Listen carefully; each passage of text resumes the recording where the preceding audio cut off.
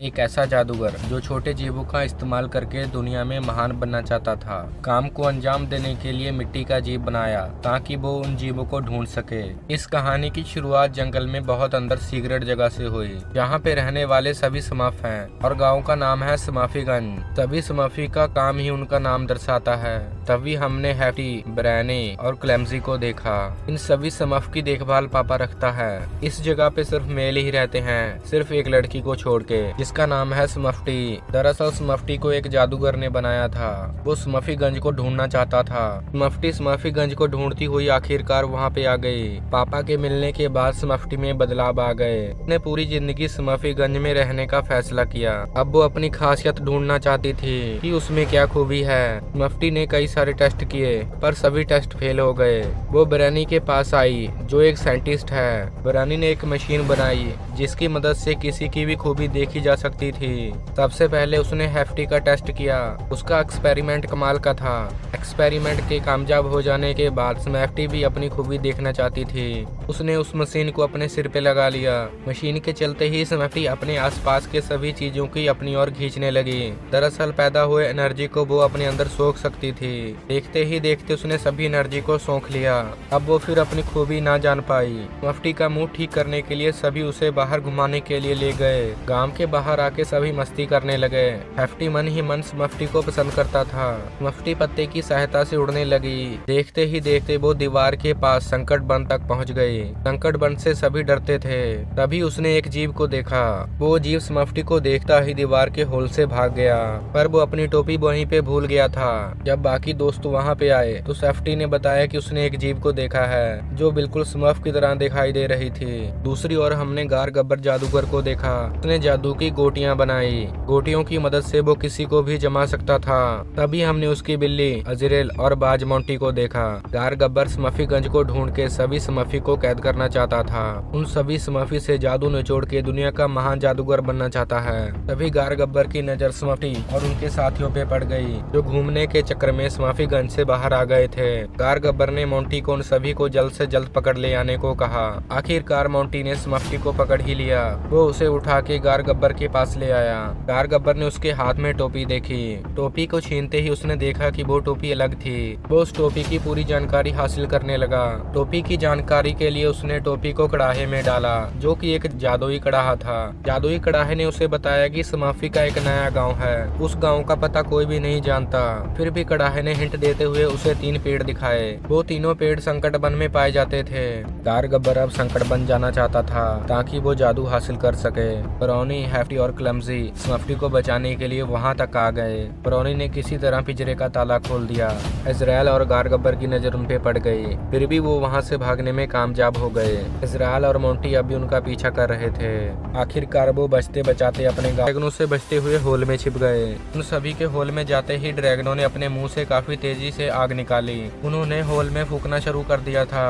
गार गब्बर को लगा कि तेज आग के कारण वो सभी मर गए होंगे, पर ऐसा नहीं हुआ। वो सभी अब भी जिंदा थे। अब वो चारों वहाँ पे ही फंस गए थे। बाहर निकलने का कोई रास्ता नहीं दिखाई दे रहा था। कुछ समय बीता तो ब्राउनी ने हार के एक ब्लास्ट किया। ब्लास्ट करते ही सामने दौड़ते हुए खरगोश दिखाई दिए। वो होल में से काफी तेजी से बाहर आने लगे। ये चारों एक बैनी पे बैठ के अपना आगे का सफर पूरा करने लगे। रात में इन्होंने एक जगह पे ठहरने का फैसला किया। अब वो सोच रहे थे कि वो जीव कैसे दिखाई देते होंगे। कुछ समय बीता तो फिर से आगे बढ़ने लगे। इनके सामने अब एक नदी थी। इनको नदी पार करके आगे जाना था। बनी ने नदी में से जाने से मना कर दिया। ब्राउनी ने अपना दिमाग लगाते हुए एक बोर्ड को तैयार किया। आगे का रास्ता वो इस बोर्ड से पार करेंगे। अब वो उस बोर्ड पे बैठ के आगे को जाने लगे। नदी के साथ साथ चलते ही वो उन पेड़ों तक पहुंच जाएंगे। ये आगे बढ़े ही थे कि तभी गार गब्बर भी वहाँ पे आ गया। वो भी अपने साथियों के साथ आगे बढ़ रहा था। सभी को देख के वो अपनी बोट को काफी तेज चलाने लगा। आगे पानी का बहाव काफी ज्यादा तेज था।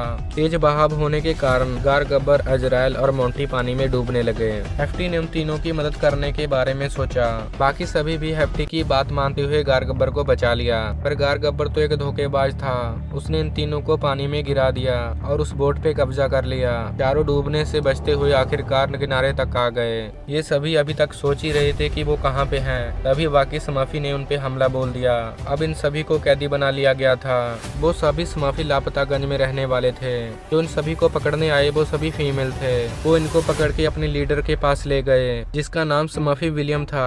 स्मर्फी वहाँ जाते ही बॉयज के बारे में पूछने लगी। स्मर्फी विलियम ने बताया कि वहाँ पे बॉयज नहीं है, लापतागंज में सिर्फ फीमेल ही रहती थी।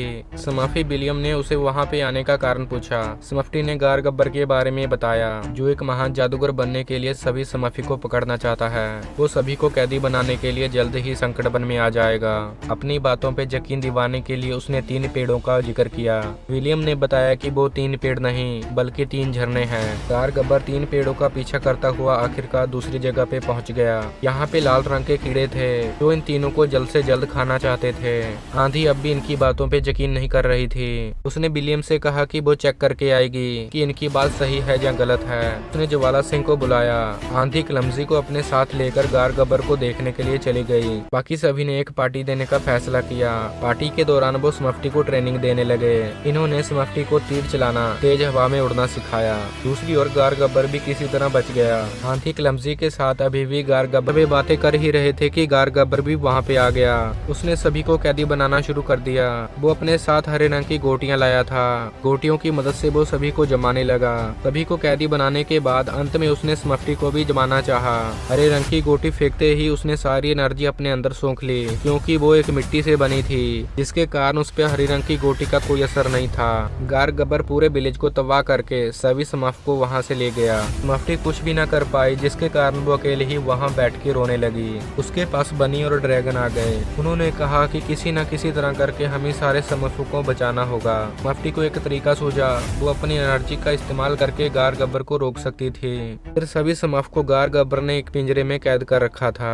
गार गब्बर ने एक मशीन बनाई हुई थी। वो उस मशीन की सहायता से स्मर्फों की सारी एनर्जी हासिल कर लेगा। ब्राउनी ने वहाँ से भागने का प्लान बनाया। बाकी सभी स्मर्फ भी उसका साथ देने के लिए तैयार हुए। अब वो सभी वहाँ से भागने वाले ही थे कि अजराइल की नजर उन सब पे पड़ गई। गार गब्बर ने उन सभी को पकड़ा और एक कांच के बर्तन में डाल दिया।